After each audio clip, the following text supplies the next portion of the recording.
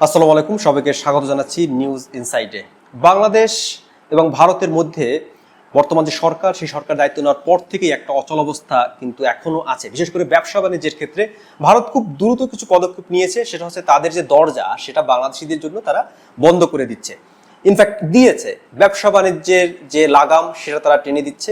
ভারত মনে করছে এর মাধ্যমে তারা বাংলাদেশকে একটা শাস্তি দিতে পারবে এবং বাংলাদেশের বিরুদ্ধে এই কঠোর পদক্ষেপের ফলে বাংলাদেশ একেবারে নুয়ে পড়বে, শেষ হয়ে যাবে, এরকম একটা অ্যাটিটিউড হয়তো বা তাদের মধ্যে কাজ করে থাকতে পারে।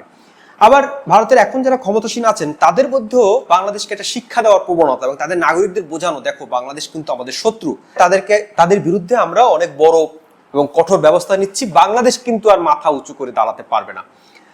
তো সর্বশেষ একটা ঘটনা ঘটেছে যে ভারতের ত্রিপুরা রাজ্যের অর্থমন্ত্রী, তিনি রাজ্য সরকারের একজন প্রতিনিধি হিসেবে কেন্দ্রীয় সরকারের কাছে ক্ষতিপূরণ চেয়েছেন বাংলাদেশের সঙ্গে তাদের যে বাণিজ্য সেটা বন্ধ হওয়ার পর যে ক্ষতি হয়েছে।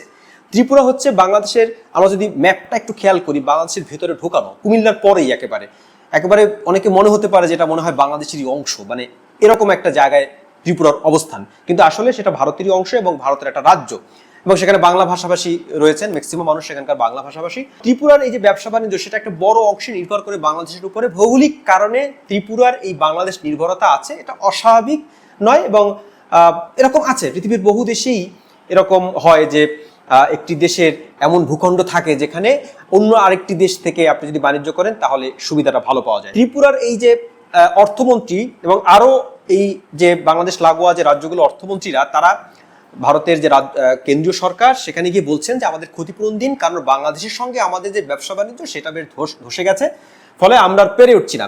এই নিয়ে কিন্তু গণমাধ্যমে খবর এসেছে। আমরা যদি একটি খবর দেখে আসি এবং সেখানে বলা হচ্ছে দিল্লির কাছে ক্ষতিপূরণ চান ত্রিপুরার মন্ত্রী, অর্থমন্ত্রী, ইনফ্যাক্ট ওনার নাম হচ্ছে প্রণজিৎ সিংহ রয়। দিল্লিতে 16তম অর্থ কমিশনের বৈঠকে এই ক্ষতিপূরণের দাবি তোলা হয়। উত্তর পূর্ব ভারতের রাজ্যমন্ত্রীরা বলেন, ভারত বাংলাদেশ স্থল সীমান্ত দিয়ে বাণিজ্য বন্ধ থাকার কারণে ত্রিপুরা সহ উত্তর পূর্ব রাজ্যগুলোর ব্যাপক রাজস্ব ক্ষতি হচ্ছে। বৈঠকে ত্রিপুরার অর্থমন্ত্রী প্রণজিৎ সিংহ রায় ষষ্ঠদশ অর্থ কমিশনের রাজস্ব ক্ষতি বাবদ ক্ষতিপূরণ দেওয়ার দাবি করেন। তিনি বলেন, অর্থ কমিশনের দায়িত্ব সব রাজ্যের জন্য কেন্দ্র থেকে রাজস্ব বন্টন করা। এ বিষয়ে রাজ্য সরকারগুলোর তরফ থেকে এক বিবৃতিতে বলা হয়েছে, উত্তর পূর্ব রাজ্যগুলোর 3 দিকে বাংলাদেশ সীমান্ত এবং এই রাজ্যগুলোর আর্থিক পরিস্থিতি নির্ভর করে ভারত এবং বাংলাদেশের মধ্যকার আমদানি রপ্তানি বাণিজ্যের মাধ্যমে। বাংলাদেশের সঙ্গে বাণিজ্যের কারণে আর্থসামাজিক স্থিতি নির্ভর করে, কিন্তু বাণিজ্য বন্ধ থাকায় মেডিকেল সেক্টর এবং পর্যটন খাত ক্ষতিগ্রস্ত হয়েছে। ভারতে পর্যটনের একটা বিরাট অংশ আসে, বাংলাদেশি পর্যটক সেখানে যায় বলে, কিন্তু যখন ইউনূস সরকার দায়িত্ব নিল এবং এরপর আমরা দেখলাম যে ভারতের পক্ষ থেকে একের পর এক শক্ত পদক্ষেপ আসছিল। সর্বশেষ সেখানকার বন্দর ব্যবহারের উপরেও নিষেধাজ্ঞা আরোপ করা হয়েছে এবং মনে হতে পারে এতে মনে হয় ভারতের খুব লাভ হচ্ছে। আসলেই কি তাই? যদি লাভই হয়ে থাকে তাহলে এই যে রাজ্যমন্ত্রীরা কেন ক্ষতিপূরণ চাইছেন কেন্দ্রীয় সরকারের কাছে? বিজেপি সেখানে কেন্দ্রীয় সরকারে তারা আছে। তো এই যে হট্টকারী সিদ্ধান্ত, এটা ভারতের কেন্দ্রীয় সরকারের তরফ থেকে আমরা দেখছি তারা দরজানালা বন্ধ করছেন এবং বাংলাদেশকে শাস্তি দিতে গিয়ে নিজেরাই ধরা খাচ্ছেন এবং নিজেদের ফাঁদেই নিজেরা জড়িয়ে পড়ছেন। এবং সবচেয়ে যদি আমরা খেয়াল করি যে পশ্চিমবঙ্গের যে পর্যটন খাত, সেখানে প্রতি বছর বিপুল সংখ্যায় বাংলাদেশিরা সেখানে কিন্তু পর্যটনের জন্য যান, চিকিৎসার জন্য যান, কেনাকাটার করার জন্য যান। সেই ব্যবসা বাণিজ্যে কিন্তু ধস নেমেছে, একেবারে ধস নেমেছে। অনেক হাসপাতালে এখন রুগী নেই, কারণ সেখানে বাংলাদেশি রুগীরা যেতেন। কলকাতার নিউ মার্কেটের অবস্থা খুবই খারাপ, সেখানে অনেক ব্যবসা বাণিজ্য বন্ধ হওয়ার পথে। তো এই শাস্তি আসলে কে কাকে দিচ্ছে? আপনি বাংলাদেশ থেকে যদি আমরা আমদানি রপ্তানির একটা হিসাব করি, তাহলে বাংলাদেশ মূলত ভারত থেকে আমদানি করে বা কেনে, আর বাংলাদেশ খুব অল্প পরিমাণে সেখানে রপ্তানি করে। 2023 এবং 24 অর্থ বছর হিসাব অনুযায়ী বাংলাদেশ ভারতে $157 কোটি পণ্য রপ্তানি করেছে, বিপরীতে বাংলাদেশ $900 কোটি পণ্য আমদানি করেছে ভারত থেকে। ফলে এখানে লাভ কার?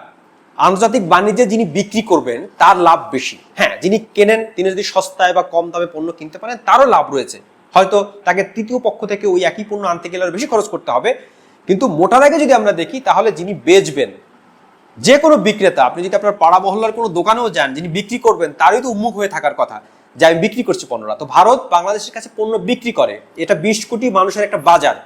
ভারত ক্রমশ তার পলিসি বা খারাপ নীতির মাধ্যমে মোদী সরকার যেটা করছে যে বাংলাদেশের সঙ্গে বৈরিতে বাড়িয়ে ব্যবসা বাণিজ্য একটা ধস নামিয়ে দিচ্ছে।